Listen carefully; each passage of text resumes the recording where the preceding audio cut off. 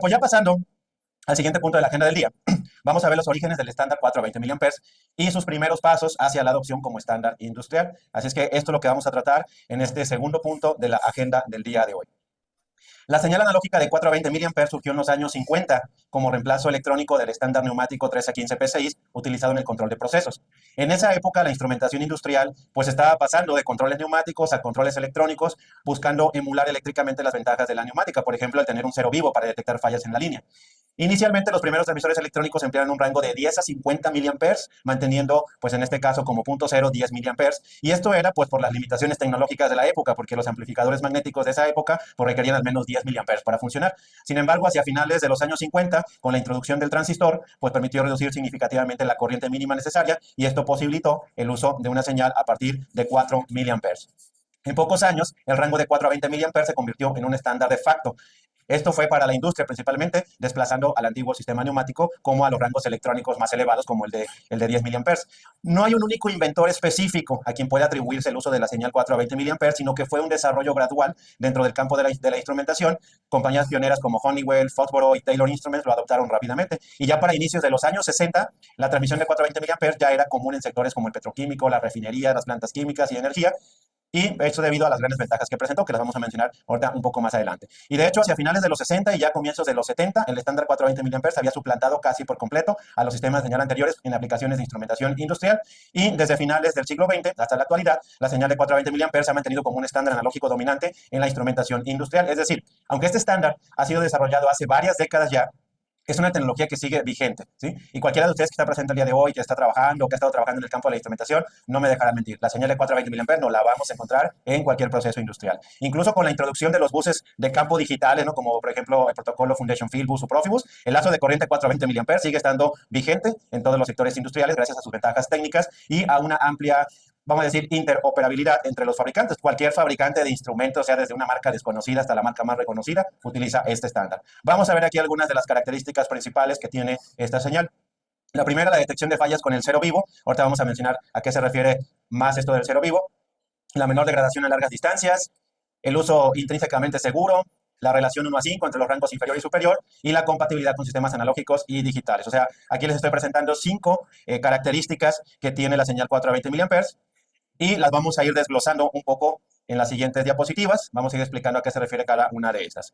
Vamos a comenzar entonces a qué se refiere el cero vivo, ¿no? Este concepto de cero vivo significa que 4 miliamperes indica el inicio del rango medido, o sea, el 0% de la variable, mientras que 0 miliamperes pues señala una falla en el sistema, puede ser un cable cortado, puede ser un transmisor averiado, puede ser una fuente de alimentación que ya no está funcionando, y esto puede ayudar a distinguir entre una medición válida y un problema en el equipo. En este ejemplo, nos muestra un transmisor de temperatura de la marca Rossmann con una salida de 4 a 20 miliamperes y para medir de 0 a 100 grados Celsius. Entonces, 4 miliamperes representa el 0% de la variable medida, es decir, 0 grados Celsius en el rango de 0 a 100 grados. 12 miliamperes sería el 50% de la variable medida, es decir, 50 grados, y 20 miliamperes representa el 100% de la variable medida, es decir, 100 grados Celsius. O sea, es básicamente un escalamiento, un cambio de escala. La variable de temperatura ahora se representa con un valor en miliamperes. ¿Y por qué se usa 4 miliamperes como límite inferior? O sea, cualquier corriente mayor a 0 miliamperes pues podría usarse como punto de inicio, ¿no? De hecho, les comentaba que en los inicios pues se utilizaba un rango de 10 a 50 miliamperes, ¿no? Pero ¿por qué se eligió específicamente 4 miliamperes? Bueno, esto tiene que ver igual con la tecnología de las tarjetas electrónicas. Los circuitos integrados típicamente necesitan unos 3 miliamperes para funcionar correctamente, por lo que el nuevo rango estándar debía comenzar algo por encima de ese valor. Al elegir 4 miliamperes, se asegura que haya suficiente energía para alimentar el transmisor, incluyendo un margen de seguridad. Además, esto significa que el lazo siempre lleva corriente circulando, lo que permite diseñar transmisores alimentados por el mismo lazo de corriente. A esto es lo que se denomina transmisores a dos hilos. Los transmisores de dos hilos toman energía de esos 4 miliamperes base para alimentar sus circuitos electrónicos. Esto ahorra cableado, ya que no requiere pues cables adicionales para tener por separado alimentación y señal, solamente 2 cables que sirven simultáneamente para alimentar el instrumento y transmitir la señal de medición. Y ahora, ¿por qué se usa 20 miliamperes, no? Primero, por razones de seguridad para las personas, ¿no? Los estudios determinaron que 30 miliamperes es el umbral peligroso para el corazón humano, por lo que se eligió un valor más bajo para evitar riesgos. 20 miliamperes resultó ser un límite seguro, adecuado y suficiente para la transmisión de señales industriales. Además, se mantiene la misma proporción 1 a 5 que tenían los sistemas neumáticos. O sea, los sistemas neumáticos trabajan de 3 a 15 PSI. ¿ok? Entonces tenemos una relación 1:5, es decir, son 5 veces mayor el valor superior que el inferior. O sea, si dividen 15 entre 3, pues son 5, ¿no? Entonces, para mantener esa misma proporción, pues dijeron, bueno, si ya elegimos que va a ser 4 el valor inicial, ¿verdad? Entonces, 20 miliamperes, pues va a ser en este caso para mantener la proporción, ¿no? Entonces, en el cuadro aquí, en la tabla que vemos aquí, podemos ver esa relación. 4 miliamperes equivale, en este caso, a 0% o en su equivalente neumático a 3 PSI, y 20 miliamperes equivale a 100% o bien 15 PSI en el estándar neumático. Esta correspondencia, pues, en los inicios asegura una integración sencilla entre sistemas eléctricos y neumáticos sin necesidad de realizar ajustes adicionales. Y aunque ahora los sistemas neumáticos ya no se usan tanto, ¿verdad? Aún así, pues se mantuvo esa proporción y así se ha quedado ya a lo largo del tiempo. La otra característica que tiene la señal 420 mA es la menor degradación en largas distancias. Esto se debe a que un transmisor que utiliza 420 mA actúa como una fuente de corriente. Y en un lazo de corriente, la información no se transmite mediante un nivel de voltaje. Por ejemplo, si yo tengo una señal de 0 a 10 volts, pues el nivel de voltaje indica el valor de la variable, sino que aquí es a través del valor de la corriente que está circulando por el circuito. Y esa corriente permanece constante a lo largo del circuito, incluso si los cables tienen cierta resistencia o si presentan pequeñas caídas de voltaje. Aquí la clave es entender que el transmisor se puede ver como una fuente de corriente en el circuito eléctrico, no es una fuente de voltaje, de hecho es una fuente de corriente alimentada con una fuente de voltaje, ¿no? Entonces, esto es posible porque el transmisor ajusta automáticamente su voltaje de salida para mantener constante la corriente de 420 mA según la medición del proceso. Es como una bomba de agua, ¿sí? Una bomba de agua que mantenga constante el caudal de agua, y si la tubería se reduce de tamaño, pues simplemente aplica más presión para mantener el flujo. Entonces, esta característica permite que la señal viaje cientos de metros, incluso kilómetros, sin distorsionarse, lo cual no es posible con señales de voltaje que sí se ven afectadas por la caída de tensión en los cables conductores. En condiciones normales y con una fuente de alimentación de 24 volts, una señal de corriente 420 mA puede transmitirse hasta pues entre 600 y 1500 metros sin degradación significativa. En configuraciones optimizadas incluso puede alcanzar hasta 2 kilómetros siempre que se utilicen cables adecuados y se mantenga el voltaje mínimo requerido por el transmisor. Ya hablando en condiciones normales, porque si hacemos un cálculo teórico, pues va a dar más de esa distancia, ¿no? Pero ya en condiciones reales, con todas las cargas que tiene el circuito, bueno, pues esos serían los valores, digamos, adecuados o los valores aproximados de distancia que se puede alcanzar con este tipo de señal. Ahora bien, aunque la señal de corriente es inmune a la caída de voltaje, el transmisor sí necesita una fuente de alimentación, normalmente de 24 volts. Y aunque el transmisor está conectado a 24 volts, de hecho no consume los 24 volts directamente. Por eso les decía, va a ir ajustando dependiendo la carga que necesita, perdón, va a ir ajustando dependiendo la corriente que necesita mantener en el circuito.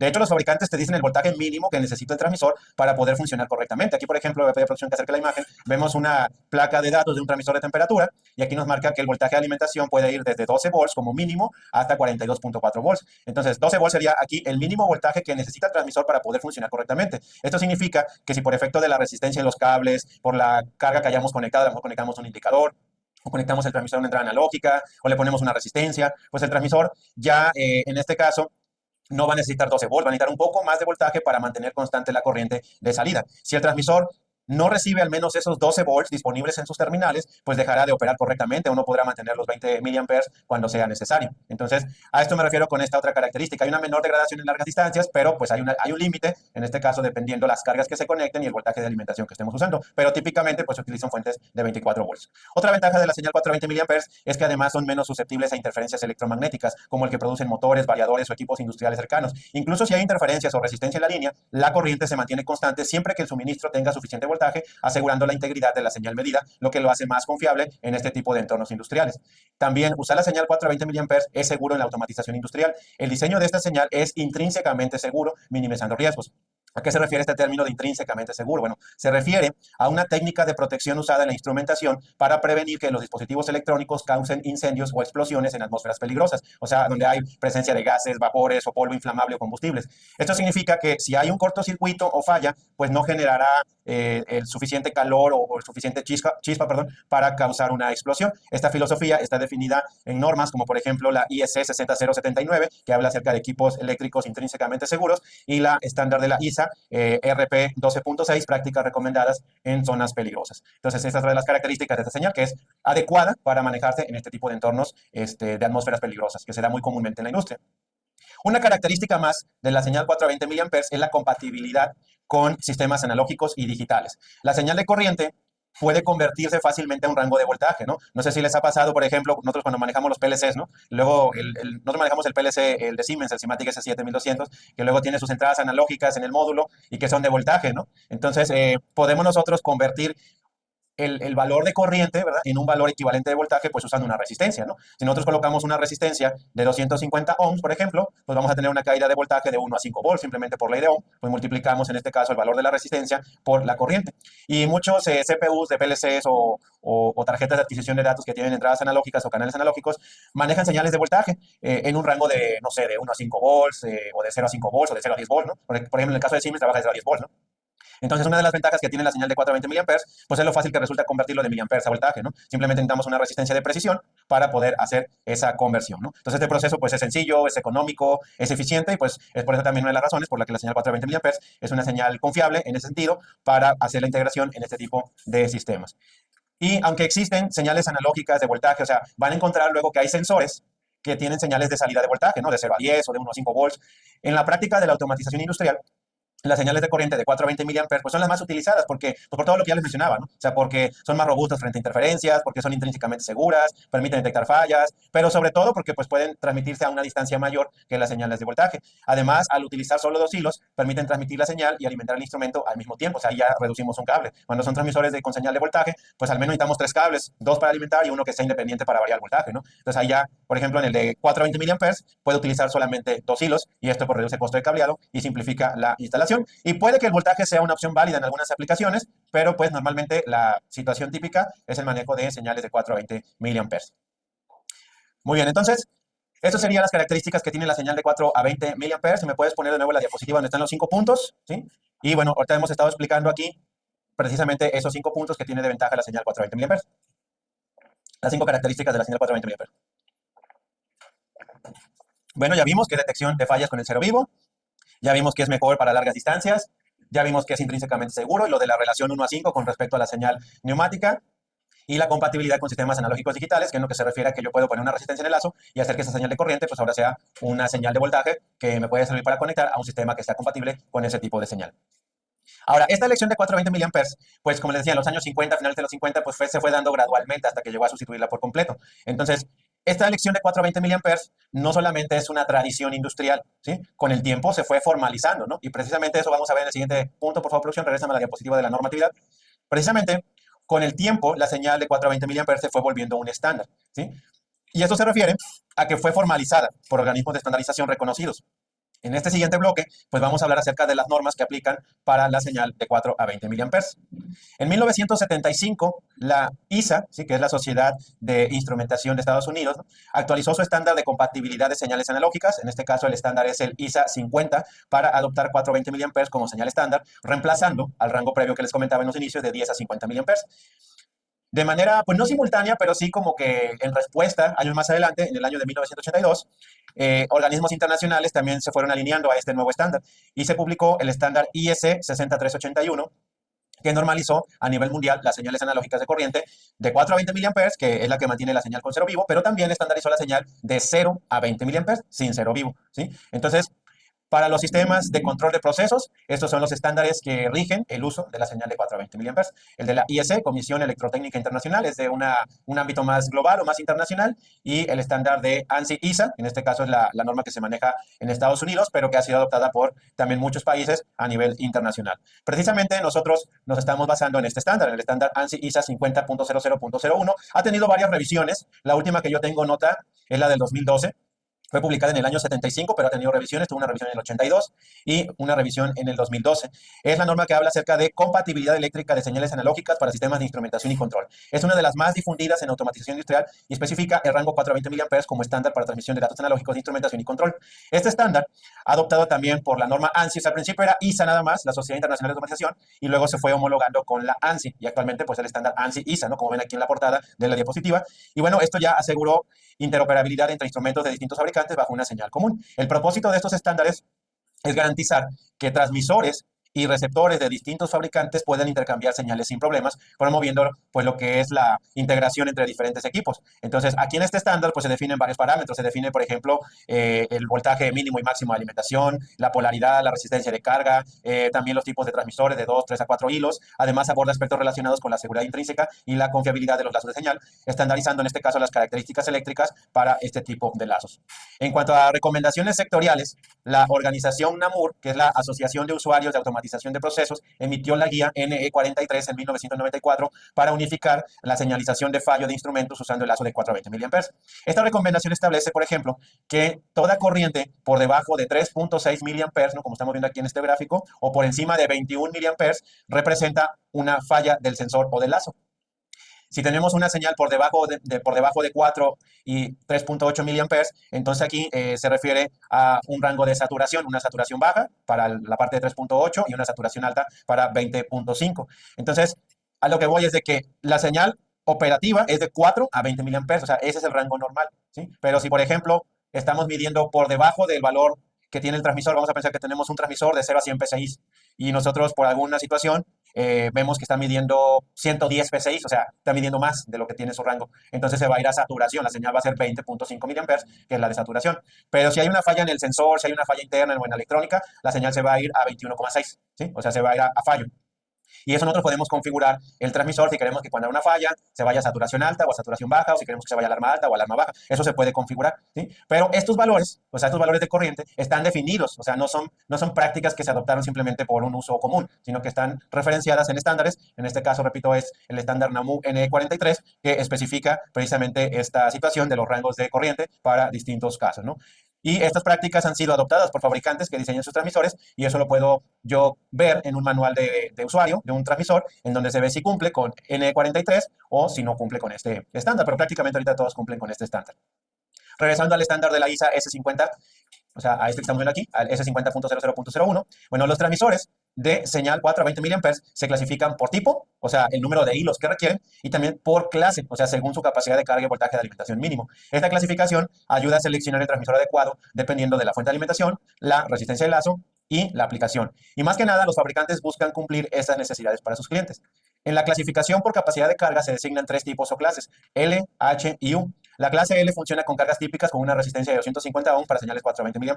Digamos que es la típica o la más usada, ¿no? Que es el voltaje mínimo requerido, dice 23 volts. La clase H fue diseñada para trabajar con cargas altas, como longitudes de cable extensas o sistemas con mayores caídas de voltaje. Y la clase U es universal, es decir, puede adaptarse a distintas resistencias dentro del rango, ¿sí? Siendo esta, digamos, la universal, la que la mayoría de los fabricantes prefiere. Esto tiene que ver ya más que nada con lo que debe cumplir el fabricante, ¿no? Si va a ser de clase L, si va a ser de clase H o si va a ser de clase U. Eso lo vamos a ver ya directamente en las especificaciones del instrumento. Y los transmisores también se pueden identificar por el número que indica cuántos hilos son necesarios para su conexión eléctrica y que requiere para operar. Está tipo 2, tipo 3 y tipo 4. El tipo 2, pues es un transmisor a 2 hilos, ¿no? De hecho, aquí puse una captura de pantalla del dibujo que viene en la norma. Esto significa que la alimentación y señal van por los mismos dos cables y este es el más común en la industria. Simplifica el cableado, reduce costos y con una fuente de 24 volts podemos hacer la alimentación directamente en el sistema. Aquí, por ejemplo, estamos viendo, por favor, producción, la fuente de alimentación con su polaridad, ¿no? Positivo y negativo, es la que suministra la potencia al transmisor. Entonces, digamos que de ahí parte la conexión y llega la alimentación al transmisor. El transmisor, a través de su cable negativo, bueno, transporta de regreso la señal hacia la carga. ¿Qué es la carga? Bueno, puede ser la entrada analógica del PLC, puede ser un indicador, o puede ser una simple resistencia de 250 ohms, ¿no? El caso es que, bueno, ahí es la carga y cerramos el circuito para regresar al negativo de la fuente y tener nuestro sistema funcionando. Entonces, si nuestro transmisor está midiendo cero, o sea, 0 PSI o 0 flujo, pues el transmisor el lazo va a tener 4 miliamperes, ¿no? Y esos 4 miliamperes bastan para tener alimentado al transmisor y que haya una corriente constante en el circuito, ¿sí? Ya cuando el transmisor mide un valor diferente, ¿no? A lo mejor mide ahora 50 PSI, bueno, entonces la corriente va a cambiar en proporción al rango que tenga ajustado ese transmisor. También está el transmisor a 3 hilos, ¿sí? En este caso, cuando tenemos un transmisor a 3 hilos, tiene una línea de alimentación positiva, tiene la salida de señal y también tiene una línea común, ¿no? Que es el negativo de la fuente y a su vez compartida con la señal. Nuevamente vemos aquí el diagrama, por favor, producción. Entonces, la fuente de alimentación alimenta directamente con un par de cables al transmisor, como pueden ver aquí, producción está dibujando este par de líneas. Eso alimenta al transmisor directo a la fuente, ¿sí? Ahí no va a haber ninguna variación de corriente, ahí solamente estamos directamente suministrando el voltaje. Va a haber una corriente ahí porque pues, es la que consume la electrónica del transmisor, pero el cambio de corriente lo vamos a tener en el cable de señal, ¿sí? El cable de señal que sale del transmisor. Ese es el cable de señal. A partir de ese cable, ahí es donde va la señal, que va a variar de 4 a 20 miliamperes, ¿sí? Y va a cerrar el circuito con el mismo cable negativo de la fuente. En este caso, separa la señal y la alimentación. Esto mejora la inmunidad al ruido y pues se utiliza cuando se busca un mejor aislamiento de señal o se usan fuentes de alimentación compartidas. Finalmente, tenemos el tipo 4, que es el transmisor de 4 hilos, ¿sí? En un transmisor de 4 hilos, vamos a manejar 2 hilos para la fuente de alimentación, como vemos aquí en la figura también. Vemos que está la alimentación directamente conectándose al transmisor. ¿sí? Y de la misma manera, aquí le vamos a estar suministrando el voltaje, va a haber un consumo de corriente, pero ese consumo de corriente, pues es el consumo de corriente de la electrónica del transmisor. Pero ahora, en lugar de tener un común, ahora tenemos dos cables de señal, ¿no? Ya independientes totalmente de la alimentación, o sea, dos hilos para alimentación y dos hilos para la señal, ¿no? Esto pues nos da la máxima flexibilidad en cuestión de que están independientes, alimentación.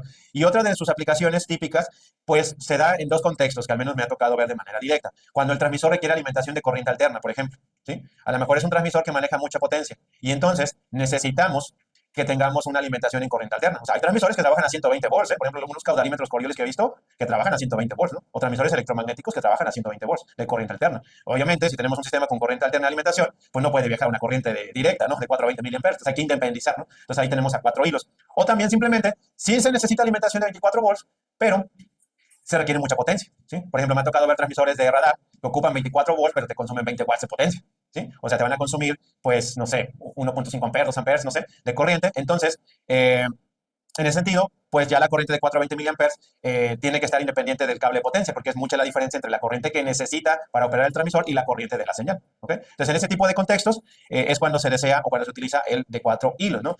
Pero bueno, yo en este caso les digo, el de 2 hilos, pues es el que se prefiere en la mayoría de los contextos por la cantidad de cables, por la menor potencia, ¿no? Entonces, siempre que se pueda, los fabricantes van a tratar de irse siempre al de 2 hilos. La clasificación ISA de transmisores no solamente va a indicar cómo se conecta, sino también cuánta carga puede manejar, ¿no? Ya habíamos visto que hay 3 clases, clase L, clase H y clase U. También saber si un transmisor es de 2, 3 o 4 hilos ayuda a seleccionar el correcto para tu sistema. Y yo aquí en este caso les comparto una tabla que pues nos ayuda a elegir en este caso si es de 2, 3, 4 hilos o qué tipo de clase, ¿no? Si queremos el menor cableado, pues hay que usar el de 2 hilos, ¿no?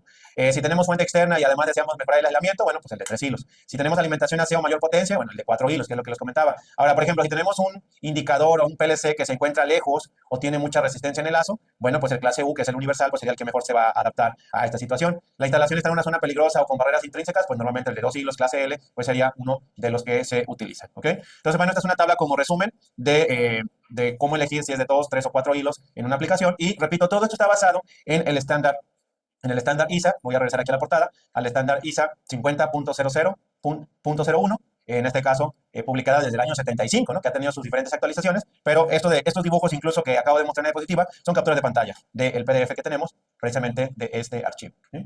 Bueno, vamos a pasar al siguiente punto, me parece. Déjame ver qué nos falta aquí.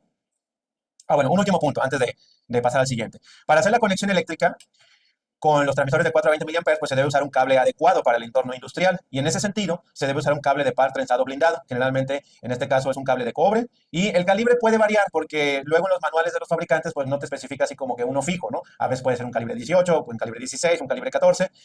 Pero lo que sí coincide es que debe ser un cable blindado, ¿no? Con una malla o pantalla que ayude a proteger la señal contra interferencias. Además, deben instalarse alejados de cables de potencia y con correcta puesta a tierra del blindaje para asegurar precisión y confianza en la medición.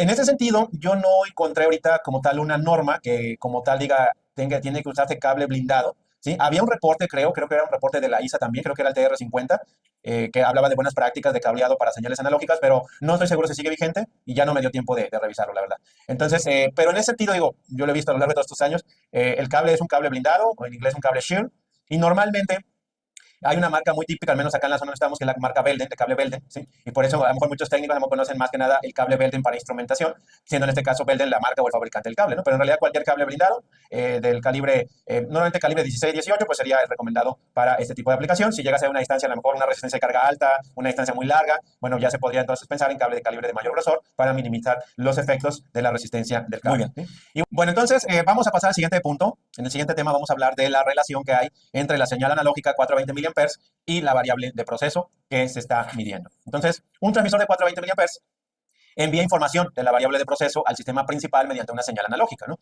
Es decir, la señal de 420 miliamperes comunica el valor de la variable de proceso al sistema de control.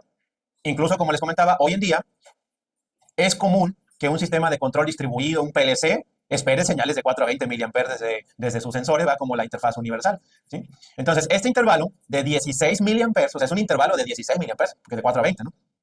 Ofrece suficiente resolución y sensibilidad para la mayoría de variables de proceso. O sea, esto se maneja para medir presión, para medir temperatura, para medir nivel, para medir flujo y cualquier otra variable, para medir pH, para medir revoluciones por minuto. O sea, hay sensores de todo tipo que manejan este tipo de señal, ¿no? Entonces, es una relación lineal, es una relación simple entre la variable física y la señal. Entonces, la señal de 420 mA es fácil de escalar linealmente en ingeniería. Por ejemplo, 12 miliamperes es simplemente 50% del rango correspondiente a media escala del proceso. Asimismo, 20 miliamperes representa 100% del valor medido, 4 miliamperes 0%, y valores intermedios caen de forma proporcional, simplificando el cálculo. Aquí vemos un ejemplo. El ejemplo número 1 dice, si un transmisor de presión con señal analógica de 4 a 20 miliamperes tiene calibrado un rango de medida de 0 a 150 PSI, ¿qué valor en miliamperes representa a 75 PSI? Y bueno, pues simplemente este es el valor intermedio del rango, ¿no? Yo tengo un rango de 0 a 150. 75, pues es la mitad de este recorrido. Entonces, si vemos en la parte de abajo, lo acercamos, por favor, tenemos, yo lo dibujé en forma de recta, como cuando nos enseñan las rectas numéricas, ¿no? En los niveles escolares básicos, ¿no? Entonces tenemos una recta numérica, tenemos nuestra escala de 0 a 150 PSI, eso es lo que mide el transmisor, y como les comenté, 20 miliamperes representa el 100% del valor medido, 4 miliamperes el 0% de ese valor medido. Entonces, tenemos un recorrido en miliamperes de 16, ¿no? O sea, estando en 4 para llegar a 20, necesitamos 16 miliamperes, ¿no? Entonces, nosotros podemos hacer, digamos, intervalos, a la medida que nosotros queramos. Yo aquí hice intervalos de 4 en 4 miliamperes, ¿no? Y estos corresponden con el 25, 50, 75 y 100% de la variable medida, ¿no? Entonces, si yo estoy midiendo 150 PSI y tengo una lectura de 12 miliamperes, pues el 50% de la variable medida. Si tengo 8 miliamperes, pues es el 25% de la variable medida. Y si tengo 16, son 75. Aquí la clave es, cada 4 miliamperes incremento 25% el valor de la variable, ¿sí? Entonces, de esta manera, yo puedo ya mentalmente tener cualquier rango en mente y saber cuánto me va a dar cada 25%. Por ejemplo, si yo tengo un transmisor que mida de 0 a 500 o de 0 a 600, 500, da igual, ¿no? 0 a 500 PSI, ¿sí? Bueno, pues cada 25% de esos 500 a cada 125 PSI va a haber 4 miliamperes más, ¿no? Cuando tengamos 0 son 4, cuando tengamos 125 son 8, cuando tengamos 250 son 12 y así hasta llegar a 500. Y aquí, pues es el ejemplo. Esto es escalamiento, ¿sí? Escalamiento simplemente es que yo tengo un rango y lo vamos a representar en otra escala distinta. Entonces yo tengo un rango en presión de 0 a 150 PSI y lo quiero representar ahora en miliamperes. Y si lo quisiera representar en volts, bueno, pues hay un escalamiento a señal en volts, ¿no? Pero, o sea, es muy sencillo cuando yo ya interpreto esta técnica de dividir mi escala de 16 miliamperes en tramos de 4 miliamperes, ¿no? Son 25% de la señal. De esa manera yo mentalmente puedo saber qué valor en miliamperes representa un valor típico, en este caso 75 PSI, ¿no? Este tipo de valores pues son fáciles de hacer, mentalmente de hacer, ¿ok? Pero ya cuando nosotros tenemos que calcular un valor más en concreto, bueno, ya no es tan simple, ¿no? Porque, por ejemplo, si yo quiero calcular ahora cuánto tengo en 99 PSI, ¿sí? O en 98 PSI, bueno, ahí ya pues tengo que ver una fórmula que me permita hacer el cálculo de forma precisa. Entonces, en ese sentido, la señal de 4 a 20 miliamperes, repito, es lineal. Significa que podemos convertirla fácilmente en la variable real del proceso, como temperatura, presión y nivel. Y para hacerlo, pues usamos una fórmula basada en la ecuación de una recta, ¿sí? Porque al final de cuentas, si yo hago una gráfica de los valores de la variable contra la salida en miliamperes, obtendría una recta, ¿sí? Una recta que en matemáticas se conoce como ecuación de punto pendiente, ¿sí? Entonces, yo les voy a dejar aquí también, de hecho, aquí en la presentación está un enlace de un video que nosotros subimos al canal de YouTube de Cadillac, en donde precisamente explico paso a paso cómo, partiendo de la ecuación de una recta, ¿sí? De la forma pendiente ordenada, o sea, mx más b, se obtiene, en este caso, las ecuaciones que estoy presentando aquí en la diapositiva. Entonces, si nosotros conocemos, o sea, en pocas palabras, para nosotros, si nosotros conocemos el valor mínimo y el valor máximo del rango, pues podemos convertirla a miliamperes conociendo estas fórmulas, ¿ok? Ya, ¿cómo llegar a estas fórmulas? Bueno, repito, todo parte de que es una relación lineal, o sea, gráficamente es una ecuación de una recta, ¿sí? Partiendo de la ecuación de la recta, bueno, pues vamos a sacar, en este caso, las ecuaciones que estamos viendo aquí. Para convertir de variable de proceso a miliamperes, la primera fórmula, la que está en la parte superior, por favor, producción, nos permite que si nosotros conocemos el valor medido de la variable, a cuántos miliamperes se equivale, ¿sí? Y la fórmula que está en la parte de abajo, ¿sí? La que está en la parte de abajo, por favor. La que está en la parte de abajo es, si yo conozco el valor en miliamperes que estamos midiendo, a cuánto equivale la variable, a cuánta presión, a cuánta temperatura, etcétera, ¿no? Entonces, si yo recibo una señal de, no sé, 10 miliamperes, bueno, ¿a cuánto equivale en PSI, o en grados Celsius o en flujo, ¿no? Entonces, este tipo de conversión es muy común en ingeniería porque permite escalar y configurar instrumentos de forma precisa y rápida. Entonces, por aquí en el chat se quedó el enlace del canal de YouTube donde se hace la demostración de las fórmulas, ¿no? Y ahí estas fórmulas se van a usar para cualquier transmisor 420 miliamperes de cualquier variable, así es que tenganlas presentes porque estas fórmulas son las que se utilizan. En muchas aplicaciones también, por ejemplo, en alarmas de controladores o, por ejemplo, para expresar de algo más universal, por así decirlo, se utilizan términos de porcentaje. Cuando se manejan términos de porcentaje, bueno, pues 4 miliamperes es el 0% y 20 miliamperes representa el 100%. Esta forma de representar los valores es muy útil para estandarizar la información entre diferentes instrumentos y controladores o cuando probamos alarmas o ajustamos la respuesta de un lazo de control. Por ejemplo, si en campo necesitas simular una condición de alarma al 80%, entonces puedes usar la fórmula que está aquí en pantalla para saber pues cuántos miliamperes tienes que simular para que te dé 80% en la pantalla, ¿no? Entonces, si nosotros aplicamos la fórmula, que sería en este caso convertir porcentaje a miliamperes, o sea, si yo conozco, a ver, 80%, ¿cuántos miliamperes representa? Bueno, utilizo la fórmula que está en la parte inferior, en donde BM, que es el valor en miliamperes, va a ser igual a 16 entre 100 por 80 más 4. Esto nos daría un valor de 16.8 miliamperes, por ejemplo. Entonces, para simular el 80% de la variable de proceso, nosotros deberíamos ajustar el transmisor, ya sea con el comunicador de campo, por ejemplo, para hacer una prueba de lazo con 16.8 miliamperes, ¿no? Y eso debe ver reflejado en pantalla de control con un valor de 80% o un valor muy, muy cercano a ese 80%. Y para facilitar aún más estas conversiones, nosotros también desarrollamos una app gratuita llamada Cadillac LTC. Esta aplicación permite calcular de forma automática el valor de salida en miliamperios, el valor en porcentaje, la variable de proceso, también genera una tabla completa de conversión, calcula el error también. Entonces, si sabes el porcentaje deseado, por ejemplo, una alarma al 75%, pues la app te dice cuántos miliamperes corresponden, o si mides una señal de 13.5 miliamperes, pues puedes convertirla rápidamente a su valor en porcentaje o en unidades reales como de presión o nivel. Y esto es muy útil tanto para tareas de calibración como para verificación de señales. De la misma manera, por ahí se quedó el enlace en el chat para quienes en este caso tengan que deseen esta aplicación, que, pues repito, es muy útil en ese sentido porque ya todas estas fórmulas que están acá están hechas, déjame manejar la presentación, están hechas directamente en una aplicación que ya lo simplifica, ¿sí? Bueno, vamos a ver entonces una aplicación de cómo se utiliza la fórmula en un ejemplo de cálculo, ¿no? Un transmisor de presión con señal analógica de 4 a 20 miliamperes tiene un rango de medida de 0 a 350 psi. Debemos calcular el valor de la señal medida para una presión de 204 psi, ¿no? O sea, yo quiero saber cuántos miliamperes debería darme ese transmisor si la lectura actual es de 204, ¿sí? Sabiendo que puede medir de 0 a 350, ¿ok? Como este es un valor ya más exacto, más preciso en un punto, entonces tenemos que hacer el cálculo, en este caso, con la fórmula. ¿Qué datos tenemos? Bueno, tenemos el valor de la variable de proceso, que son 204 psi. Sabemos el rango mínimo y el rango máximo, ¿no? Aquí las siglas LRB y URB significan los valores del rango, ¿no? Es Lower Range Value and Upper Range Value, o sea, valor inferior y superior del rango de medida. Y también aquí se define lo que se conoce como spam. El spam es la diferencia que hay entre el valor superior e inferior del rango, ¿no? En este caso 350. O por ejemplo, 4 a 20 miliamperes, pues tiene un spam de 16, ¿no? Es su recorrido desde su punto 0 hasta su punto 100, ¿no? Entonces, si nosotros vemos aquí, aplicamos la fórmula donde vamos a convertir la variable de proceso a miliamperes. La fórmula que se va a utilizar, ahí la estamos viendo en la diapositiva, valor medio en miliamperes es igual a 16 sobre el spam por el valor de la variable menos el valor inferior del rango más 4. Bueno, simplemente hay que sustituir los valores que ya sabemos, ¿no? El spam son 350, la variable medida son 204, el valor mínimo del rango son 0. Y si hacen toda esta operación, o sea, básicamente es 16 por 204, luego dividido entre 350 y al final le sumamos 4. ¿Cuánto nos daría? 13.32 miliamperes. Y eso ya lo pueden comprar ustedes directamente en su calculadora, lo pueden hacer con calma o incluso con la aplicación, ¿no? También aquí en Ingeniero Esteban puede estar checando que se puede hacer con la aplicación, ¿no? Entonces sería, en este caso, el valor medido en miliamperes para una presión de 204 psi. Vamos a ver ahora otro ejemplo, sería el ejemplo número 3. Durante una prueba de lazo se requiere una alarma para simular una alarma baja de 15% del valor de la variable de proceso. Entonces, ¿cuál debe ser el valor en miliamperes que debemos simular para tener una alarma de 15%, para ver el valor 15% en el proceso? Bueno, aquí se va a utilizar la fórmula para convertir de porcentaje a miliamperes. Conocemos únicamente el valor en porcentaje, nada más. Queremos conocer el valor en miliamperes. Bueno, en ese sentido, aquí tenemos la fórmula. La fórmula que se utiliza es 16 entre 100 por el porcentaje conocido más 4. Sustituyendo me queda 16 por 15, luego dividido entre 100, y al final le suman 4, ¿no? Y esto lo pueden hacer también en su calculadora y nos da 6.4 miliamperes, ¿no? Este es el valor en este caso. Estos ejercicios por ahí los pueden tener, pueden tomar captura de pantalla de la presentación para que después si lo quieren hacer ustedes con calma, quieren sacar ustedes el valor manualmente, ahí lo pueden hacer.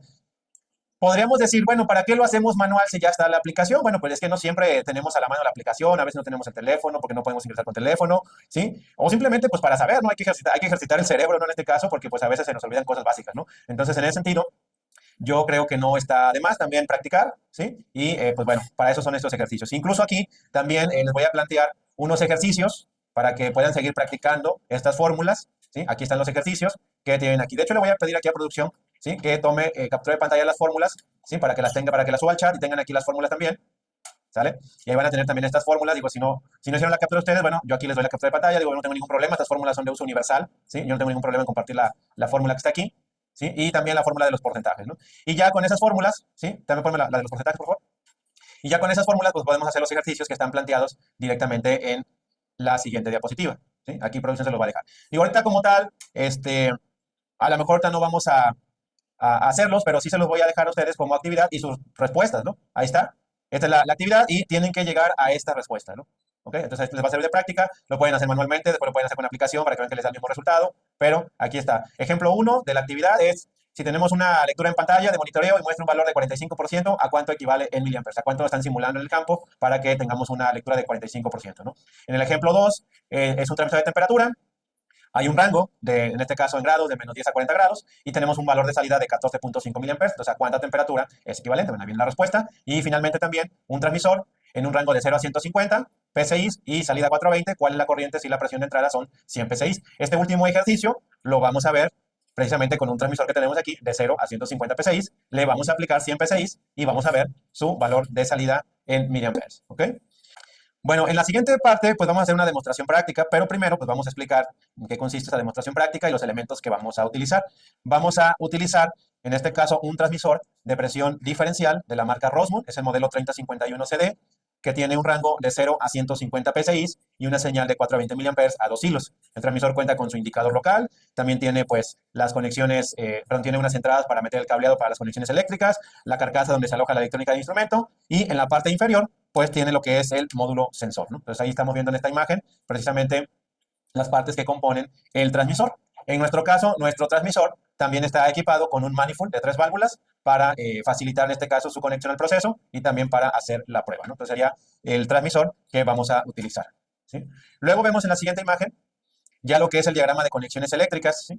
En este diagrama de conexiones eléctricas, bueno, pues utilizamos una fuente de 24 volts y este es un transmisor que funciona a 2 hilos, ¿sí? Como la mayoría de los transmisores que son a 2 hilos, ¿no? Como vemos aquí. Entonces, pues requiere su fuente de alimentación y una resistencia de carga. Que fíjense aquí, esta resistencia de carga, por ejemplo, yo estoy haciendo una prueba, aquí vamos a hacer una prueba en la mesa, ¿ok? Entonces, la resistencia de carga tiene el objetivo de poder utilizar el comunicador de campo para protocolo HART, ¿no? Porque la señal de 4 a 20 miliamperes tiene compatibilidad con la señal HART, ¿no? Entonces hay que poner una resistencia de carga en el circuito para tener, en este caso, la conexión con el protocolo HART.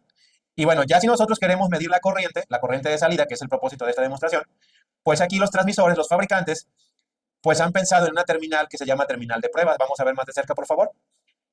Entonces, el calibrador de procesos lo vamos a conectar a la terminal de prueba, o aquí en este caso viene marcada con la palabra test, ¿sí? ¿Qué significa? Que yo puedo conectar, en este caso, mi calibrador de procesos o un amperímetro digital, lo puedo conectar directamente a las terminales de prueba sin interrumpir el lazo, ¿sí? O sea, no tengo que abrir el circuito como haría. O sea, si yo quiero medir corriente eléctrica en un circuito, ¿verdad? Las leyes básicas de la electricidad que nos dicen, bueno, hay que abrir el circuito, poner un amperímetro en serie con el circuito. En este caso, pues no hay que abrir el circuito porque para eso los fabricantes tienen la terminal de prueba, ¿no? Y en este caso, ¿en qué consiste? Bueno, dentro de estas terminales, pues hay un diodo de derivación cableado en paralelo con las salidas de corriente principales y así es posible medir la corriente sin desconectar el lazo. O sea, es un diodo, pues. Y ahorita no vamos a explicar la teoría de por qué el diodo permite hacer eso, lo pueden buscar en internet, ¿sí? Pero el caso es de que aquí yo tengo que poner el amperímetro directamente en la terminal de prueba sin interrumpir la corriente. Ahora, vamos a pensar, perdón, antes de eso, ahorita regreso hasta la mina. Vamos a pensar que tenemos un transmisor que no tenga la terminal de prueba, ¿sí? Que solamente tenga su terminal positiva y negativa y ya es todo.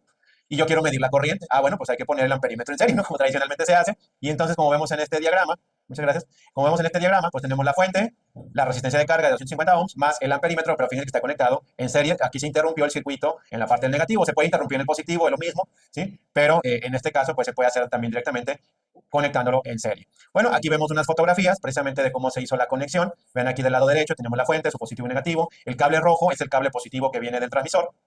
Entonces, el cable rojo es el positivo del transmisor que se conecta al positivo de la fuente. El cable negro es el cable que es del transmisor también, es el negativo. Y nosotros pusimos una resistencia, si lo vemos más de cerca ahí, por favor. Ahí tenemos la resistencia. Oye, esa resistencia no es de 250, ¿eh? Bueno, es una resistencia de 250 ohms, ¿no? La que está ahí en pantalla parece que no es, me parece que no es, porque me parece que el código es rojo con verde y café, ¿sí? Pero creo que ahí es de 500 ohms, ¿no? Creo que se ven todos negros, ¿no? Pero bueno, el caso es de que hay que poner una resistencia de carga, ¿no? Y bueno, acá ya si yo quiero medir la corriente en las terminales de prueba, fíjense cómo se debe conectar en este caso el calibrador de procesos. Nosotros vamos a usar el calibrador de procesos Flux 789 en su función de medir miliamperes, ¿no? Entonces, el selector del calibrador de procesos se coloca en esa posición, las puntas en común en miliamperes y van directamente conectadas a las terminales de prueba y la común, ¿no? Y de esa manera estaremos viendo la señal de salida. Si no tiene presión aplicada, la diferencial es 0, bueno, pues tendríamos 4 miliamperes de salida. Y bueno, la conexión cuando es en serie, también vemos unas imágenes directamente cuando nosotros queremos medir en serie. Bueno, aquí está conectado nuestro multímetro en serie para hacer la medición de corriente. Yo recomendaría únicamente esta conexión pues cuando el transmisor solo tiene las terminales de alimentación, ¿no? O cuando no sirve la terminal de prueba, ¿sí? A nosotros nos pasó, una vez en un curso presencial nos pasó de que uno de nuestros estudiantes conectó la alimentación en la terminal de prueba. También pues, fue un descuido de nosotros que no revisamos antes y se dañó la terminal de prueba, porque evidentemente no está diseñada para recibir el voltaje.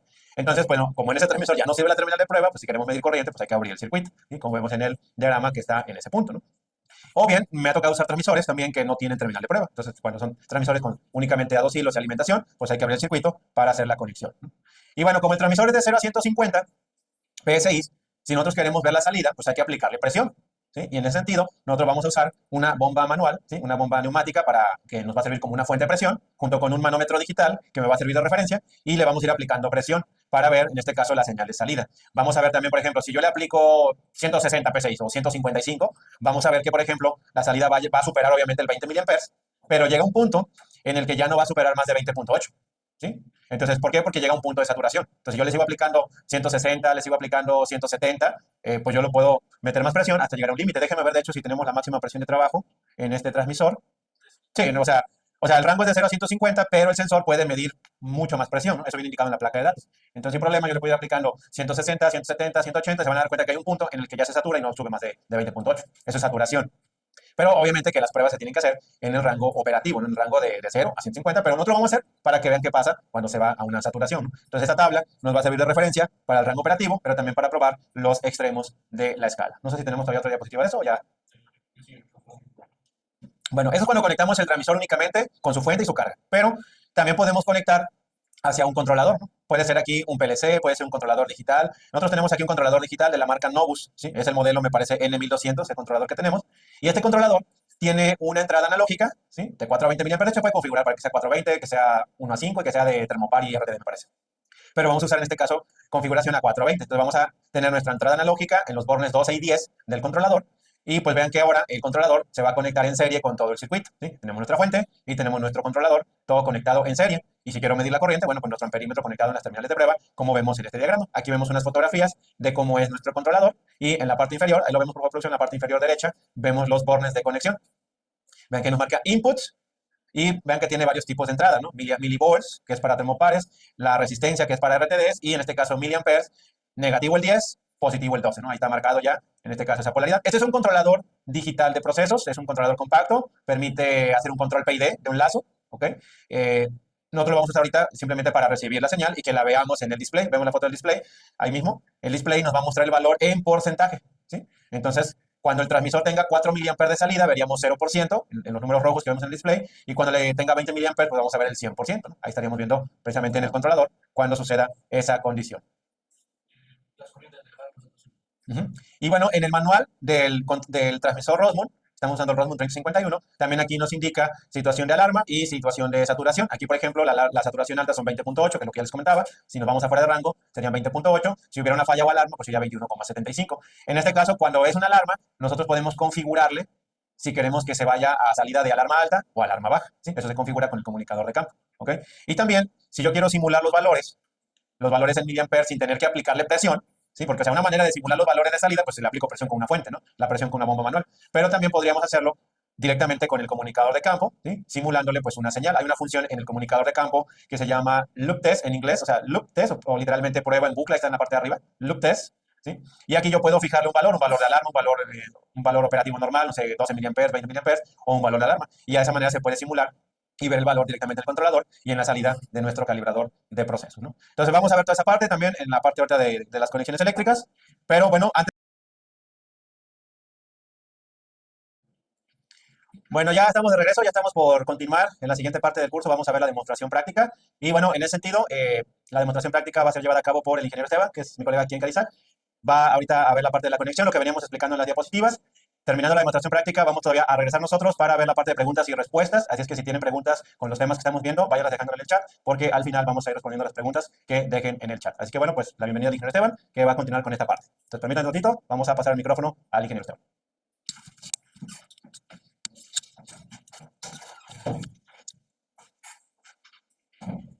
Hay 3 personas en sala. Sí. Ajá, video todos. Un segundo. Listo.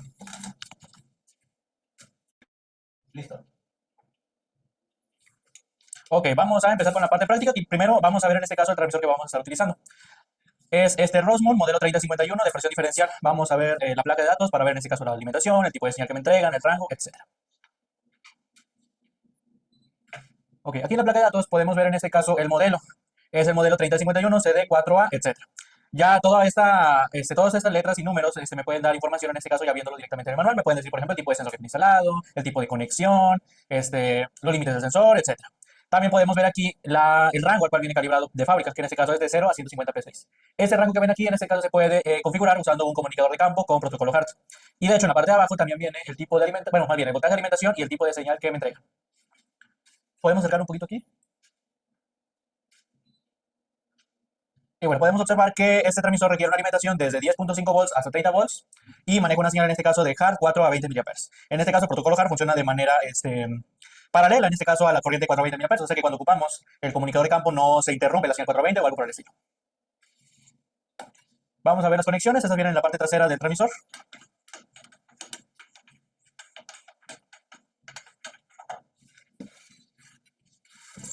Tenemos un total de 3 terminales, 2 son las de alimentación y una es la de pruebas, ¿ok? En la de prueba es donde yo conectaría en este caso mi multímetro o mi amperímetro para no tener que abrir el circuito y poder medir la corriente, ¿ok? Entonces, primero vamos a conectarlo a la fuente. Entonces ya tengo un cable conectado, un cable blindado. El extremo rojo en este caso está conectado a la terminal positivo y el cable negro está conectado a la terminal negativa de mi transmisor, ¿ok? Entonces voy a empezar con la conexión. Tengo una fuente de 24 volts que tiene un total de 2 terminales positivas, 2 terminales negativas. Aquí tenemos las 2 positivas y acá tenemos las 2 terminales negativas, ¿ok? Entonces voy a conectar el cable rojo a la terminal positiva de mi fuente.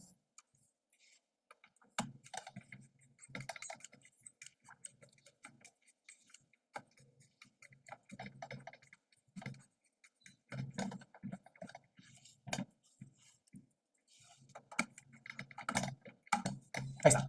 Y el cable negro lo voy a conectar a la resistencia de 250 ohms.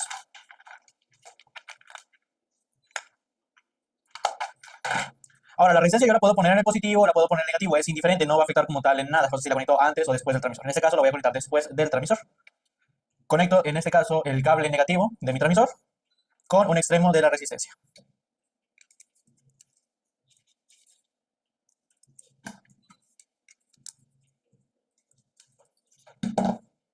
Y cerramos el circuito conectando el otro extremo de la resistencia al negativo de la fuente.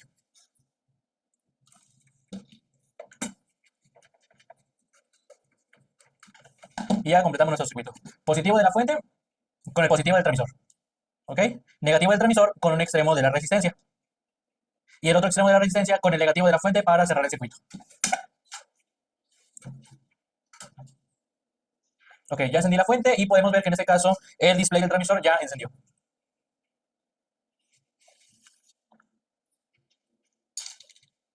Tenemos una lectura actualmente de 0.027 P6, algo muy cercano a cero, por ende deberíamos de tener una corriente, en este caso de 4 miliamperes, ya que el rango de este transmisor es de 0 a 150 P6. Vamos a medir la corriente, para eso vamos a usar un calibrador de procesos, que es este Flux 789. ¿Ok? Conectamos las puntas en las terminales adecuadas para medir corriente, que en este caso son las dos del medio.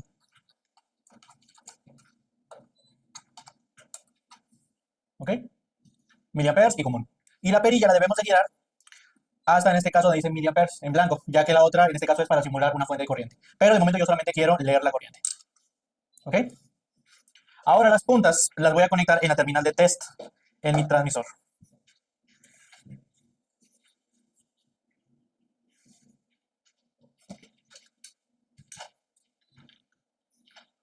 Conecto una terminal en test y la otra en negativo. Y podemos ver que ya tenemos una lectura, en este caso, de 4 miliamperes, o muy cercano a 4, 4.003. ¿Ok? Esto es debido a que la presión que actualmente está leyendo es de 0.02 P6 y el rango es de 0 a 150 P6. Ya hay cierta tolerancia, ¿ok? Ahora vamos a ver qué pasa cuando empezamos a suministrarle presión al transmisor. Vamos a ver que en este caso empieza a aumentar la corriente.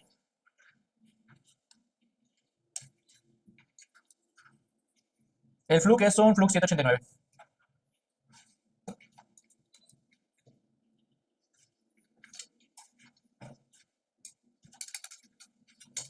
Ok, encendemos nuestro manómetro. Ya están las unidades en P6, aplicamos un 0. Listo. Cerramos la purga y empezamos a suministrar presión. Ok, si tiene un rango de 0 a 150 PSI, significa que en 75 PSI debería de entregarme el 50% de la corriente, que en este caso son 12 miliamperes.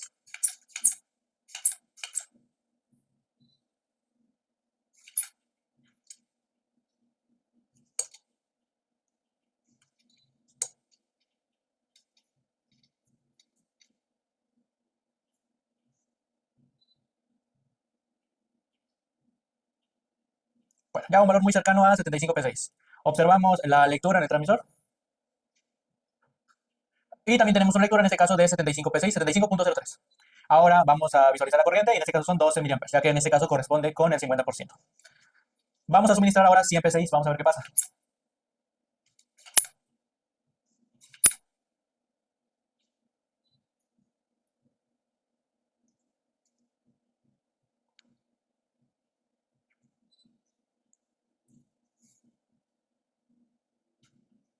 Ok, tenemos 100.005 PSI y tenemos una lectura de 14.67 miliamperes. Usando las fórmulas que vimos anteriormente, vamos a ver si en este caso la corriente sí corresponde con la variable de proceso que estamos midiendo. ¿Ok? Ah, ok.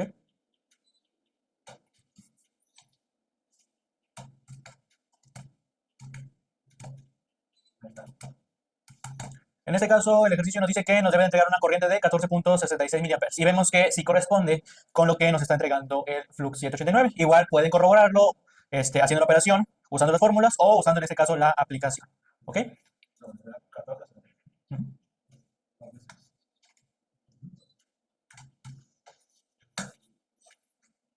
Ok, vamos a llegar en este caso ya nada más a 150 PSI para que vean que pues sí llegamos a una lectura en este caso de 20 miliamperes.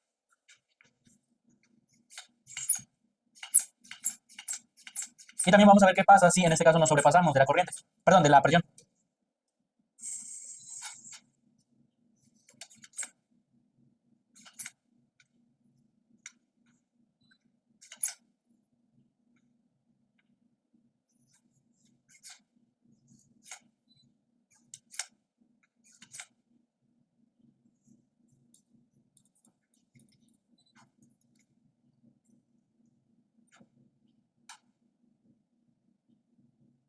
¿150 PSI? Bueno, 150, 149, está abriendo un poquito. 150.5, un valor muy cercano. Deberíamos tener en este caso una lectura de corriente de 20 miliamperes y podemos observarlo en el multímetro. ¿Ok? Ahora, si se dan cuenta, tenemos una lectura de 20.02. Esto es porque yo sobrepasé, en este caso, el valor máximo de presión del rango de mi transmisor, que en este caso son 150 PSI. O sea, yo le estoy suministrando 150.21. Este valor, cuando tu transmisor supera, en este caso, el rango de la variable de procesos, en este caso entra en modo saturación, que es cuando la corriente empieza a subir por encima de su valor máximo, que en este caso son 20 miliamperes. Y podemos subir un poquito más, de hecho, pero va a haber un punto en el que ya no va a poder leer más. ¿Ok? Tenemos ahorita 150 PSI, 157, perdón, y vemos que ya llegó a 20.8. 160 y siguen 20.8. Ya llegamos en este caso al valor límite de saturación, que son 20.8 miliamperes. ¿Ok? El valor de saturación simplemente me indica que hay una saturación, en este caso en la variable de procesos, ya sea alta o ya sea baja, o sea que se ha superado el rango de la variable de procesos. Y esto puede ser tanto valor superior o valor inferior. O sea, si yo le empiezo a suministrar vacío a mi transmisor o le empiezo a suministrar presión por la toma de baja y que lo tome como presión negativa, también vamos a ver que va a haber un punto en el que la presión, perdón, la corriente no va a poder bajar más. Y de hecho también el display me indica que está en modo saturación. ¿Ok? Ahora, hay otro modo que es el modo de alarma. ¿Ok? El modo de alarma es cuando sucede una falla en el transmisor, en la tarjeta electrónica, en el sensor, alguna mala configuración o algo por el estilo. En este caso, el transmisor se fija en un valor de corriente, ya sea un valor bajo o un valor alto, dependiendo de la configuración, y se queda fijo en ese valor hasta que se solucione, en este caso, el problema. Si se fija en un valor alto, va a depender de la configuración. En este caso, en este transmisor, marca Rossmund, en la parte de enfrente tenemos un jumper, el cual me permite activar una alarma baja o alta. ¿Ok? En la parte de arriba tenemos en este caso los terminales para conectar un jumper. Lo tengo desconectado. En el manual viene que si viene desconectado significa que por default la alarma se va a ir a un valor alto. Entonces supongamos ahorita, no sé, sucede un error con el sensor, sucede un error con la tarjeta electrónica o algo por el estilo, la corriente se va a fijar en un valor. ¿Ok? Y no va a cambiar hasta que se solucione en este caso el problema.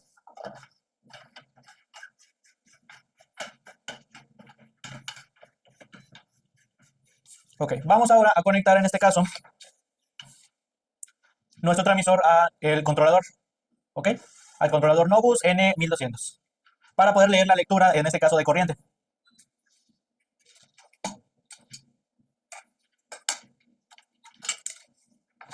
Ok, mi controlador en este caso, observamos el diagrama, igual ya lo vimos en las diapositivas.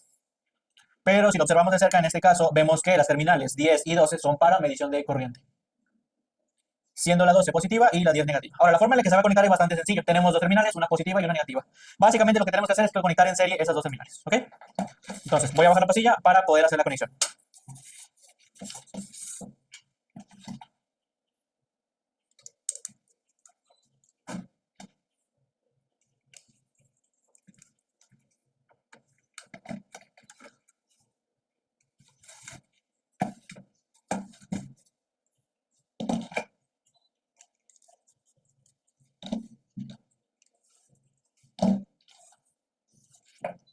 La resistencia, ¿no?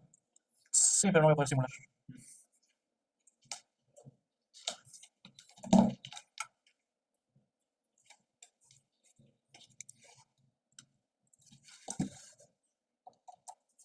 En este caso tenemos dos terminales que ya para facilitar la conexión, para ya no tener que estar conectando y desconectando al controlador, en la parte trasera conectamos unas terminales de tornillo. Aquí es donde tenemos puenteadas las terminales 10 y 12 del controlador a estas dos terminales. Ok, entonces simplemente ya saco un cable de aquí y ya lo conecto al transmisor.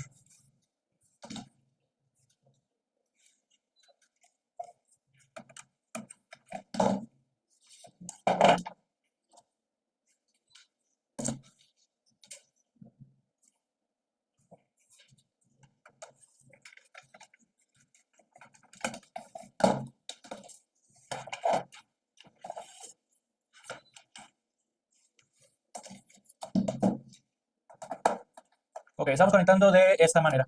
Aquí no viene la resistencia, yo de todo modo lo voy a conectar en este caso para conectar el comunicador de campo y hacer una prueba de lazo rapidita.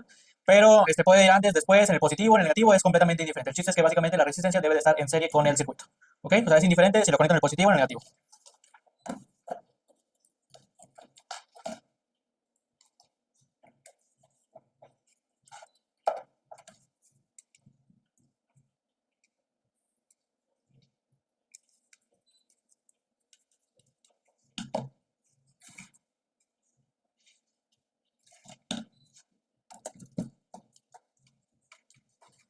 Ok, ya quedó la conexión. Del positivo del transmisor, perdón, del positivo de la fuente lo conectamos al positivo del transmisor, esta parte no cambió. Ahora, el negativo del transmisor igual sigue yendo a la resistencia de 250 ohms, pero el otro extremo de la resistencia lo conecté con la terminal positiva de la entrada analógica de mi controlador. Voy a voltearlo para que lo veas. ¿Ok? Este cable blanco es el que viene de la resistencia, lo conecté a la terminal positiva, que en este caso es a la terminal 12 de mi controlador. La terminal negativa de mi controlador, que es la terminal 10, la conecté ya para cerrar el circuito a el negativo de la fuente. Y la forma en la que se conecta este controlador es bastante parecida, por ejemplo, a la que se conecta un controlador o un PLC más bien de la marca Siemens. Ya que igual, en este caso tiene dos terminales, una positiva y una negativa, igual se tienen que poner las dos terminales en serie. Ok, vamos a subir la pastilla para ver la lectura en nuestro controlador. Ya encendió nuestro controlador, vemos una lectura actualmente de 0%. En este caso, mi controlador me muestra una lectura, un rango más bien de 0 a 100%, o sea, se escala el rango de corriente de 4 a 20 mA, ya que como tal, lo que está leyendo el controlador es corriente, y lo escala en un rango de 0 a 100%. Y vamos a corroborar en este caso conectando también el Flux 789 para medición de corriente. Ya vimos dónde se conecta, entonces no voy a voltear otra vez el transmisor.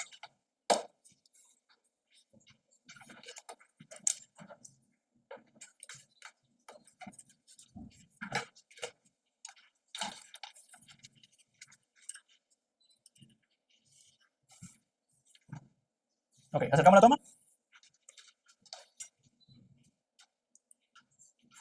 Y bueno, tenemos una lectura de 4 mA.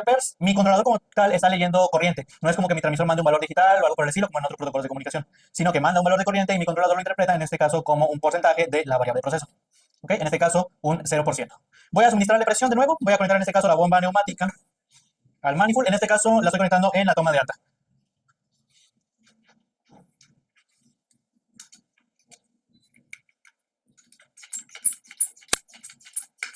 Voy a llevarlo a un 50%, 75 PSI aproximadamente.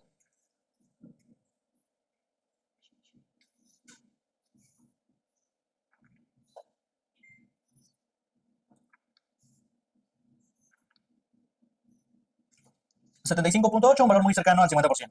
Observamos la lectura de corriente. Vemos que tenemos 12 mA. Ya lo veo un poquito más. Ya muy cercano a 75 PSI, 75.02, 75.03. 12 mA y en el controlador estamos leyendo una lectura del 50%. ¿Ok? La lectura que nos interesa en este caso es la de color rojo. La de color verde es simplemente un set point, lo ignoramos. La que nos interesa, la de color rojo, que en este caso es el porcentaje de corriente que hay en el lazo. En este caso es un 50%. ¿Ok? 50% en el fluke, 50% en el controlador.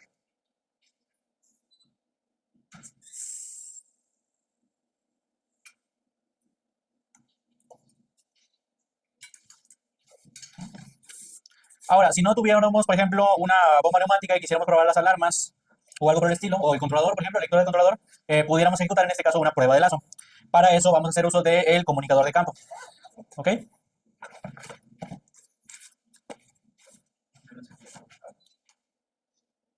Y bueno, en lo que enciende vamos a hacer las conexiones.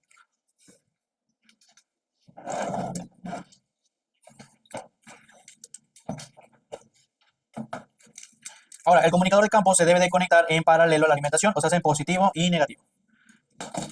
Voy a desconectar momentáneamente el fluke para que vean dónde vamos a conectar en este caso nuestro comunicador de campo.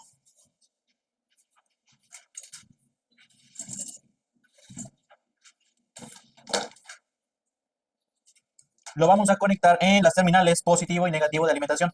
O sea, básicamente donde está el cable conectado. En este caso, las puntas viene marcado cuál es el positivo y cuál es el negativo, ya que tiene polaridad. Conectamos positivo y conectamos negativo. ¿Ok? Y aquí mismo también podemos conectar el calibrador de procesos para hacer la medición de corriente. En test y en negativo. ¿Ok? Voy a desconectarlas porque voy a mover el transmisor y en este caso se van a terminar saliendo.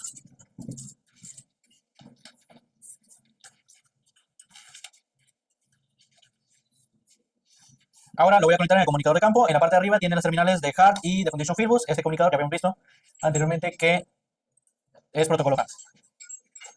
Entonces lo conecto a las terminales correspondientes, que en este caso son de Hard.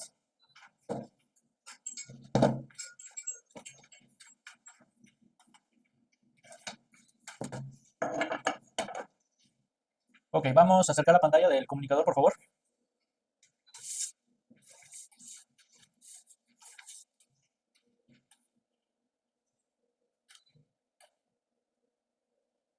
Y vamos a entrar a la aplicación que dice Field Communicator.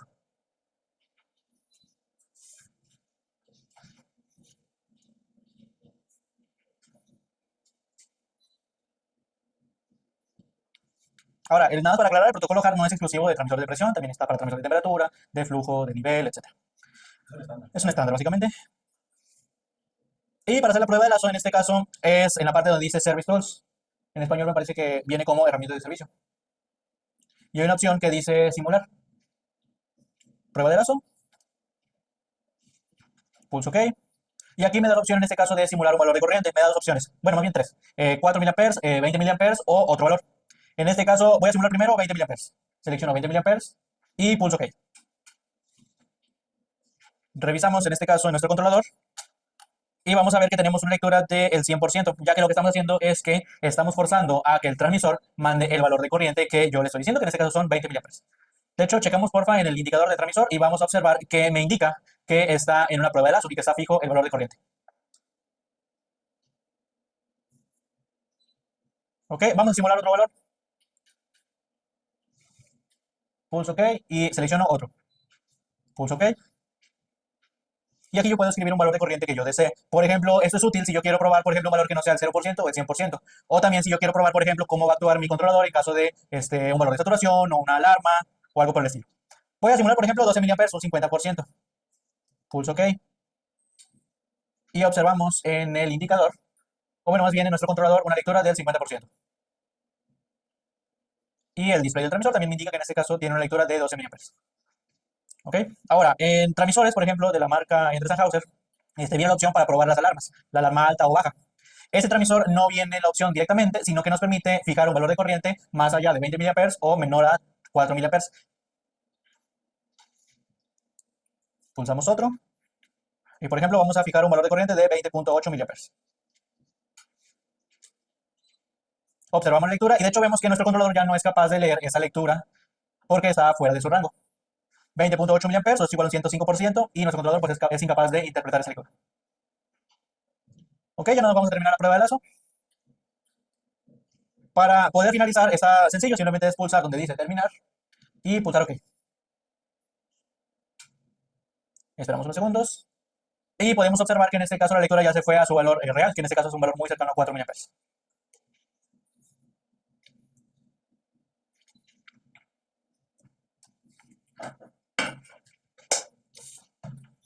Ya por último, vamos a ver el uso de nuestro calibrador de procesos Flux 789 para simular un valor de corriente.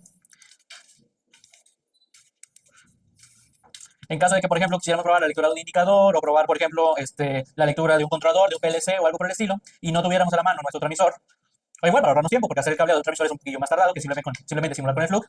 El Flux te da una opción que en este caso simula la corriente de 4 a 20 mA. Eso es útil, por ejemplo, para probar una entrada analógica de algún variador, de algún posicionador, de algún controlador, como es este caso. ¿Okay?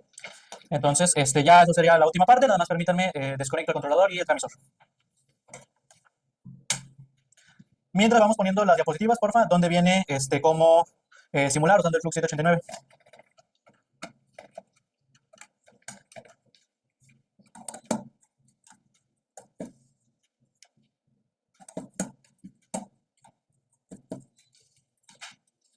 Bueno, les comentaba, tenemos dos opciones con el Flux: usarlo como fuente, o sea, que directamente también alimenta, suministra el voltaje necesario, o usarlo simplemente como una especie de modulador de corriente, que lo que hace simplemente que afecta la corriente que hay en el circuito. Lo voy a usar como fuente directamente, entonces para suministrar en este caso el voltaje necesario. Si se dan cuenta, simplemente es conectar las puntas directamente a la entrada analógica del controlador. Pero si lo deseo usar como simulador, hay que conectarlo en serie con el circuito, obviamente desconectando el transmisor.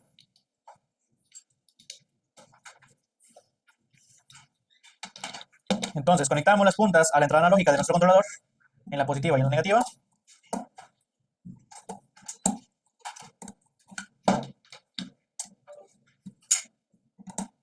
Si ven que se perdió la imagen, fue porque estamos haciendo cambio de batería. Permítanos un segundo.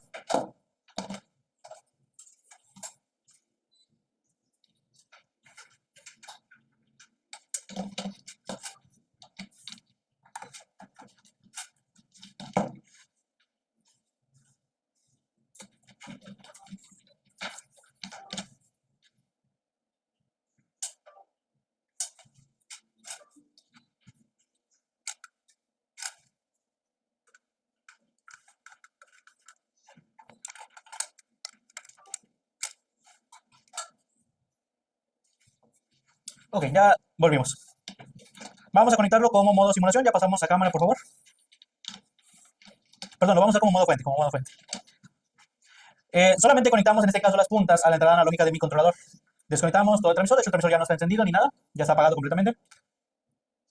Y simplemente conectamos a nuestro controlador las terminales de Flux, las puntas de Flux más bien, en la entrada analógica. ¿Ok? Ahora, estas puntas son las que voy a conectar a mi Flux 789, en este caso para simular la corriente.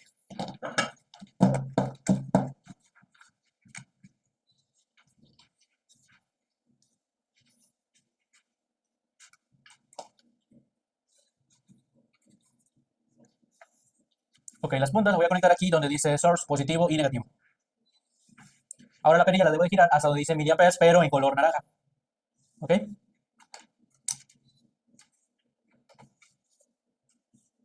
Y ya tenemos una lectura en el display de 4 miliamperes. Ahí está. Y también podemos observarlo pues en nuestro controlador. Ah, olvidé subir la pantalla. Permítame 2 segundos. Ahí está. Ahora sí tenemos una lectura de 0%. Y ya simplemente con esos botones podemos ir aumentando de 4 en 4, o de punto 1 en punto 1, o de punto 001 a punto 001, o de 0 a 100%. ¿Ok? 12 miliamperes y acá tengo una lectura de un 50%, o un valor muy cercano al 50%. 75%, 16 miliamperes, 74.9. Ahí está, era una milésima nada más. Ahí está, 5 milésimas. 20 miliamperes, 100%, bueno, 99.9. Ahí está. Y bueno, entonces en este modo también podemos usar nuestro calibrador de procesos para simular la corriente. Ok, bueno, ya con esto terminamos la parte práctica. Los voy a dejar con el ingeniero Isaac. Y hay sesión de preguntas y respuestas también, como les había comentado. Vamos a la siguiente, por favor, la sesión de preguntas y respuestas. Y bueno, vamos a ir leyendo algunas de las preguntas y respuestas, bueno, preguntas más bien, y pues tratar de responder, ¿no? Dice Edwin, consulta, ¿los sellos cortafuegos son recomendables utilizarlos en la instalación de transmisores de presión o no son tan necesarios ya que son intrínsecamente seguros? Bueno, en este caso no sé si te refieres en el sello cortafuego, no sé si te refieres a las barreras de seguridad, ¿sí? En este caso, si es así, en este caso, bueno, las barreras de seguridad, pues sí son necesarias, pero cuando estás manejando, pues digamos, en un ambiente que está clasificado como un ambiente con una atmósfera peligrosa, ¿no? En ese sentido, hay una normatividad que ahorita no me acuerdo qué es, que habla acerca de los tipos de atmósferas peligrosas y en donde sí se requiere instalar las barreras de seguridad. Dice, dice que de José, dice, tengo una duda. Estos transmisores son para temperatura, ellos nacional 420 mA, pero es para temperatura en líquidos, ambiente en hornos. Ok. Bueno, ahí está la pregunta en el chat de José. Bueno, en este caso, los transmisores de temperatura pueden hacer medición de líquidos, en horno, de gas, o sea, de lo que sea, ¿sí? En ese sentido, lo que cambia, por así decirlo, es el sensor que vas a emplear. Dices aquí que estos transmisores son parecidos a los RTDs o termocouples, sí, conectados directos al PLC. Lo que pasa es que en temperatura, tú tienes una RTD o tienes un termopar y muchos PLCs o muchos controladores tienen entradas para recibir directamente la señal del RTD o del termopar, ¿sí? Pero la distancia es limitada, ¿sí? A eso es lo que voy, de que a lo mejor tú necesitas conectar tu transmisor hasta tu PLC y tu PLC está a 200 metros, ¿no? Entonces, bueno, tienes que pasarlo a miliamperes porque la señal de miliamperes es más robusta y puede viajar más distancia, ¿no? Si es una distancia corta, pues sí puedes conectar directo, pero a distancia larga pues ya no es tan recomendado, ¿sí? Vamos a ver la siguiente que tenemos por ahí en el chat. Dicen el conexión, bueno, ¿para qué se usa la terminal de prueba? Ya lo vimos, lo explicamos en la presentación. La distancia mínima serían 600 metros y máxima, pues sí, la máxima podría ser kilómetro y medio, optimizado 2 kilómetros, aproximadamente es la distancia máxima y la mínima es unos 600, ¿no? Dice la señal aplicada, dice Julio, la señal aplica lo mismo para transmisores que forman parte de un sistema instrumentado de seguridad. Sí, o sea, es el mismo tipo de señal, ¿sí? En ese sentido, en la parte de los sistemas instrumentados, pues es una filosofía de implementación en el sistema, donde tú tienes un sistema de control principal y tienes tu sistema instrumentado trabajando, corriendo en paralelo con tu sistema principal y que va enfocado más a la seguridad, pero siguen siendo válidos los mismos tipos de señales. Hay también un tipo de señal que emplea valores bajos, es una señal tipo NAMUR también, que emplea valores bajos de corriente, sobre todo para señales on-off, pero siguen siendo válidos los mismos tipos de señal. Samuel nos pregunta que en qué parte del manifold se conecta la bomba. Se conecta por la toma de alta, en este caso, para simularle la presión positiva. ¿Cuál sería la tolerancia máxima superior para establecerlo como set point de alarma? Bueno, en este caso, la pregunta de Luis Ángel dice, ¿cuál sería la tolerancia máxima superior para establecerlo como set point de alarma? Pues depende, ¿no? En este caso o sea, tú podrías fijar un 70%, un 80%, 85%, 90%, ya dependiendo el contexto del proceso, ¿no? Habría que ver, porque ahorita tampoco recuerdo el dato de la norma, habría que ver en la parte de las normas ISA de alarma si hay valores, si hay un rango de valores ya en concreto que no debe superar, pero, o sea, no hay así como que una máxima que se deba respetar en todos los casos, ¿no? Dice Juan que en el controlador está llegando una variable de 50% y mi transmisor lo pongo en fuera de servicio, si se pierde la lectura o se congela. Bueno, creo que ahí no estamos hablando de los transmisores que manejan protocolo Filbus, que son los que puedes poner fuera de servicio como tal. En este caso, cuando está ¿sí? Cuando en este se va fuera de servicio, pues se va a error el bloque, ¿sí? El bloque que hayas puesto afuera de servicio, o sea, se va a error y se establece su valor 0%, ¿sí? Es que eso pasaría en este caso. Dice Darwin, debido a que siempre se indica conectar el shell en la fuente o no en el instrumento. Me imagino te refieres a conectar el cable blindado o el cable de tierra, tal vez, ¿sí? Sí, hay que conectarlo pues en la fuente porque la fuente es la que está en el tablero eléctrico y es la que está aterrizada a tierra, ¿sí? Pero al final de cuentas tiene que llegar a tierra el cable shield, ¿sí? Y normalmente a veces los transmisores que están en campo no están aterrizados, ¿sí? Para medidores de flujo marca Yokogawa, ¿tienen algún curso? Fíjate que no tenemos así un curso como tal de una marca en exclusivo, sí tenemos lo que es el curso de medición de flujo, ¿sí? Pero de hecho vemos Rosmund, básicamente, porque son los equipos que tenemos. Vemos el Micromotion, vemos el electromagnético, el 8700, vemos el Rosmund 3051 para presión diferencial, vemos el multivariable también de Rosmund. Sí, creo que es puro Rosmund, no te cago memoria. Y un Endre Sandhausen que tenemos ahí, ¿sí? Pero no, en Yokogawa no tenemos un curso de flujo como tal, pero sí hay uno de flujo en Rosmund. Dice Rafael, la señal entre 420 mA lineal y cuadrática. Bueno, lineal, pues es lo que vimos ahorita, ¿no? Que un incremento de corriente es proporcional al incremento de presión, ¿sí? Cuando es cuadrática, pues no es así. Si la presión crece 25%, la corriente no va a crecer 25%, ¿no?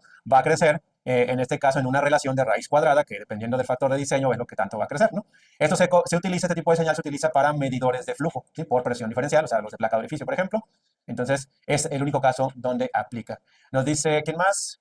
Matt Alonso, me quedó duda de cuándo utilizar la resistencia y cuándo no al momento de la medición y pruebas. La resistencia de 250 ohms se utiliza cuando tu transmisor está desconectado del proceso y está alimentado directamente por una fuente externa de 24 volts. Necesitas poner la resistencia para poder usar el comunicador de campo. Si no le pones la resistencia, el comunicador de campo no puede establecer comunicación con el instrumento. Entonces, en ese caso, cuando está desconectado del proceso y lo estás alimentando directamente con tu fuente, hay que agregárselo. Dice Ignacio, el cable puesta a tierra es necesario conectarlo en un sensor tipo radar. De hecho, el cable puesta a tierra es necesario conectarlo siempre por recomendación del fabricante, ¿no? Muchas veces lo que sucede es que no está la infraestructura para conectar la instalación a tierra y pues bueno, ¿qué más da, no? Pero de hecho es recomendable conectarlo siempre de acuerdo a lo que indican los manuales de los fabricantes. Dice Jonathan, si mido corriente en las terminales de test del transmisor, ¿me daría la misma lectura que si abría el circuito? Sí, es lo mismo, la misma lectura. Dice César Adrián, si ya tengo instalado un transmisor de flujo y hay picos en las lecturas, o sea, erróneas, ¿qué es lo que podría estar pasando? Bueno, puede haber ahí varias situaciones, puede ser desde que en el proceso estás teniendo a lo mejor condiciones de flujo bifásico, es decir, tienes golpeos de gas o de vapor, o puede ser que tengas un amortiguamiento poco en la configuración del instrumento, puede ser que haya una mala instalación también, ¿no? Porque luego los transmisores de flujo requieren ciertos tramos rectos de tubería para que, en este caso, el flujo llegue más estable al sensor. Entonces, bueno, puede prestarse a diversas situaciones lo de las lecturas erróneas. Habría que hacer varias pruebas ya montado el equipo si sucede a todos los rangos de flujo, ¿cierto? O solamente cuando hay ciertos valores de flujo. A lo mejor cuando el flujo es más alto, a lo mejor se maximiza más esos errores y eso podría indicarte a lo mejor que tenemos mucha turbulencia. Dice Alfredo, equipos hard conectados en paralelo pueden leerse en el mismo comunicador. A ver, los equipos hard conectados en paralelo pueden leerse en el mismo comunicador en paralelo. O sea, si puedes hacer una conexión multipunto, tal vez, te entiendo. O sea, equipos hard conectados en paralelo. Bueno, hay una configuración en hard que se llama modo multipunto. Habría que configurar cada transmisor para pasarlo a modo multipunto y así podrías hacer una especie de bus, como si fuera Fieldbus, pero pues normalmente esto no se hace nunca, ¿no? Porque al pasarlo a modo multipunto ya no funciona el 420, se queda fijo el modo multipunto, ¿sí? Así es que para efectos prácticos, pues no se puede, ¿no? O sea, efectos prácticos, ¿no? Pero sí se podría hacer si queremos, digamos, experimentar, ¿no? Y jugar con eso. Dice, ¿qué más? A ver, dice...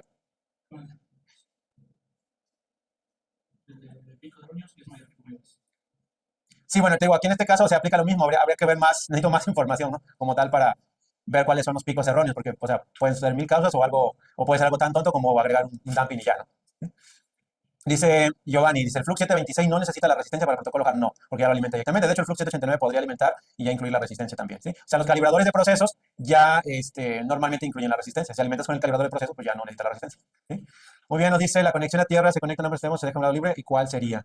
Me imagino que la conexión a tierra del transmisor, ¿te refieres? En este caso, sí, en este caso, pues normalmente, complementándolo a la respuesta anterior, normalmente pasaría del lado del tablero, porque es donde ya el tablero instalado, en el proceso que normalmente cuenta con las tomas de tierra o con toda la infraestructura de toma de tierra. Porque normalmente en campo, pues a lo mejor sí tienes, a lo mejor no tienes. Entonces, la conexión a tierra, pues normalmente se deja del lado de donde está el tablero.